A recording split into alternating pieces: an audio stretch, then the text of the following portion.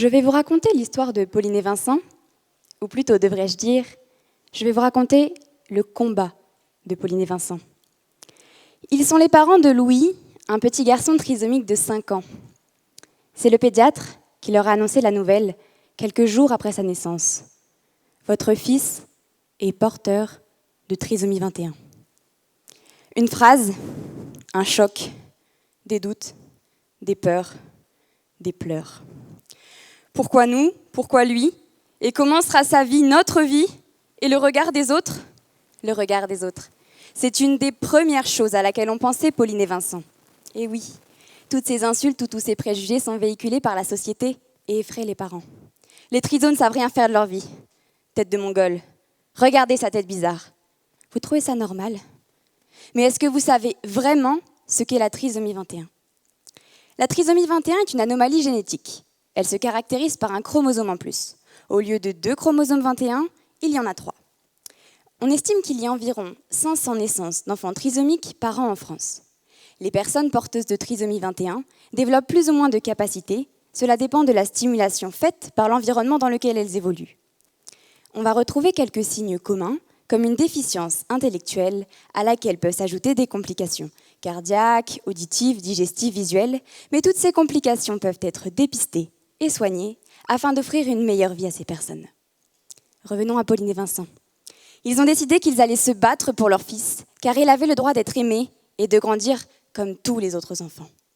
Et après réflexion, ils ont trouvé qu'ils avaient bien choisi son prénom, parce que Louis vient de l'ancien prénom allemand, Ludwig, qui signifie combat. Et on peut dire que la vie de ce petit garçon sera un sacré combat à mener, dans lequel il devra sans cesse prouver qu'il a le droit de vivre comme les autres. Et tout cela commence par les papiers. Alors que Louis n'a que quelques semaines, Pauline et Vincent doivent déjà parler de prise en charge, de suivis médicaux, de professionnels à rencontrer. Et en regardant sur Internet, c'est une invasion de sigles et acronymes qui viennent submerger ces jeunes parents. Dossier MDPH, prise en charge ALD, suivi par un CAMS, bref, tant d'acronymes qui font tourner la tête. C'est donc avec peu d'enthousiasme que les jeunes parents se mettent à constituer les dossiers et découvrent les listes d'attente. Et oui, l'administration française n'aide pas ces jeunes parents à se sentir soutenus. Il faut justifier par 15 000 papiers, attendre des semaines, des mois une réponse, parfois rappeler, de nouveau attendre, pour enfin recevoir un courrier qui nous indique liste d'attente. Comment voulez-vous que le regard sur le handicap change alors que tout est fermé, bloqué et limité? Ce sentiment de différence, Pauline l'a ressenti lorsqu'elle a promené Louis pour la première fois. La voisine, puis la boulangère, puis des inconnus ont regardé son fils et ont dit « Ah, je suis désolée pour vous ». Même si Pauline sait que ce ne sont pas les jugements des autres qui doivent la bouleverser, ça fait toujours mal d'entendre ces mots. Sa colère, elle a envie de la crier à tout le monde « Non, mon fils ne se résume pas à son chromosome en plus. Il est un magnifique bébé qui pleure le matin, qui boit son biberon, qui rit quand on grimace et qui a des joues à croquer. Alors arrêtez de me dire « Ah, vous ne l'avez pas su avant, mais il est mignon quand même. » Quand même quoi? C'est mon fils, il s'appelle Louis et il n'y a pas de « mais ». Les remarques continuent à la crèche, avec les parents qui avaient peur que Louis demande trop d'attention au personnel, délaissant ainsi les autres enfants. Quelle idée!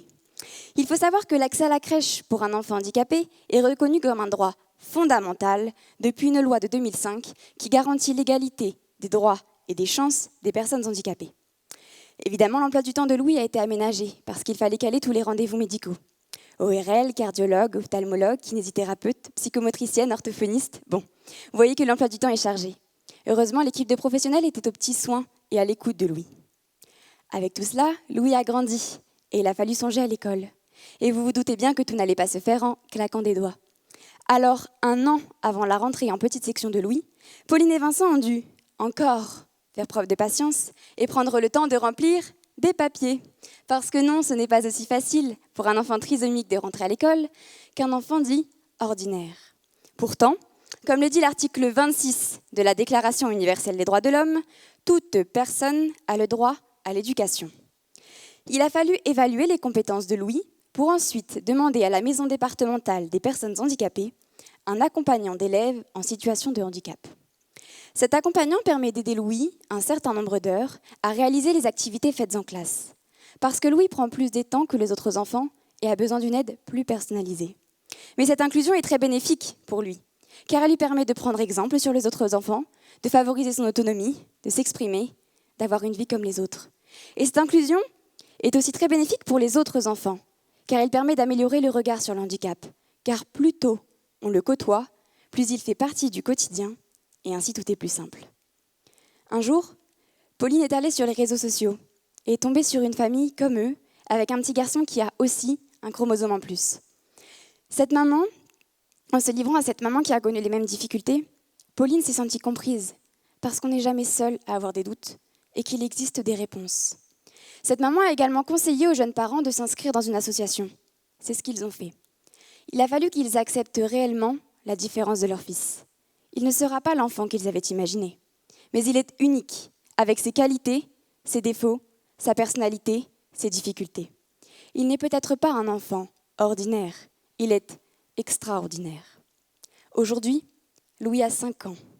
Il est en grande section à l'école maternelle. Il est né ESH, il a des copains. Il est invité aux anniversaires et il part le matin avec son sac à dos. Il a une vie comme les autres et il le mérite. Ça n'a pas toujours été facile et ça ne le sera pas toujours. Louis, garde cette force et ce sourire qui te caractérisent si bien. On ne connaît pas ton avenir, mais tu mérites de faire ce qu'il te plaît. Et sache que l'inclusion progresse et que des métiers accueillent plus facilement des personnes porteuses de trisomie 21. Et tu n'es pas seul. Il y a plein d'autres enfants qui, comme toi, montrent chaque jour que la trisomie 21 ne constitue pas une barrière. Marcel, Gabriel, Louise, Thaïs, Laura, Lina et tous les autres, vous nous permettez de mettre le doigt sur les valeurs essentielles de la vie qui sont l'ouverture d'esprit, l'entraide, la patience et le respect. Cette histoire n'est pas réelle, mais elle est le fruit de vrais témoignages. Évidemment, je sais que ce ne sont pas ces quelques minutes qui vont révolutionner toutes les manières de penser ou d'agir, mais à notre échelle, il est possible de faire des petites choses, comme ne plus jamais insulter quelqu'un de triso ou de mongol.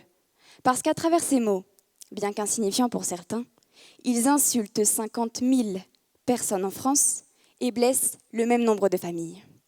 Et comme il est écrit dans l'article 1 de la DUDH, tous les êtres humains naissent libres et égaux en dignité et en droit.